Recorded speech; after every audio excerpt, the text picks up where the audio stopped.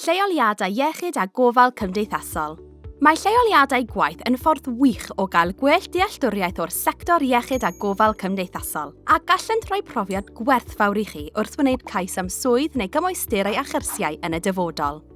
Gallent rhoi cyfle i chi ystyried llwybrau gyrfa gwahanol a'ch helpu chi i wneud dewisiadau gwybodus ynglŷn â'ch gyrfa yn y dyfodol. Gallent rhoi cyfle i chi ddatblygu eich sgiliau a rhoi'r hyn rydych wedi ei ddysgu yn y dosbarth ar waith gan helpu i feithrin eich hyder. Gallent rhoi hwb i'ch cyfle o gael gwaith yn y dyfodol a rhoi cyfle i chi rannu eich sgiliau a'ch gwybodaeth chi. Yn bwysig gyfoll, gallent rhoi cyfle i chi wneud gwahaniaeth gwirioneddol positif i ddiwrnod rhywun. Paratoi ar gyfer eich lleoliad gwaith. Mae'n syniad da dysgu rhyw ychydig am y lleoliad. Beth mae'n ei wneud, pwy sy'n cael ei cynorthwyo, lle mae'r lleoliad ynghyd ar amser pan ddisgwylir i chi ddechrau a gorffen. Efallai yr hoffech ystyried a chynllunio eich taith i ac o'ch lleoliad gwaith. Pan fyddwch ar leoliad, bydd mentor yn cael ei ddarannu i chi. Hynny yw, rhywun sy'n gallu rhoi cymorth ac arweiniad i chi.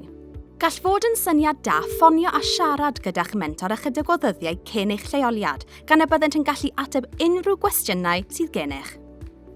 Argymhellir eich bod yn dod yn gyfarwydd gyda chod arferion proffesiynol gofal cymdeithasol Cymru.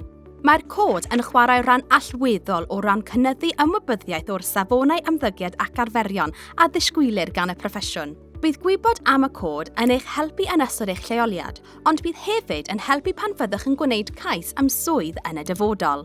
Sut i gael y mwyaf o'ch lleoliad gwaith? Byddwch yn ddibynadwy ac ar amser. Gwisgwch ddillad priodol, cyn lleiad o emwaith ag y bo modd a gwisgo esgidiau call.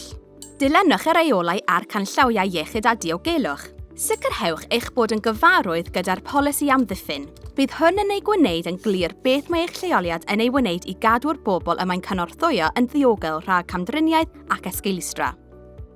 Dilynwch fesurau rhwystro a reoli heintiau, megis gwisgo dillad amddiffynol fel menig, ffedogau a masgiau pan fo gofyn am hynny.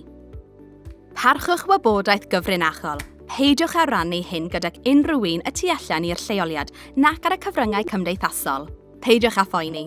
Bydd y pethau hyn i gyd yn cael eu trafod gyda chi ar ddiwrnod cyntaf eich lleoliad. Cofiwch, na fydd unrhyw un yn disgwyl i chi gofio a gwybod popeth. Gwnewch y mwyaf o'ch mentor ac aelodau staff eraill. Byddent yn hapus i ateb unrhyw gwestiynau a rhoi cyngor ac arweiniad.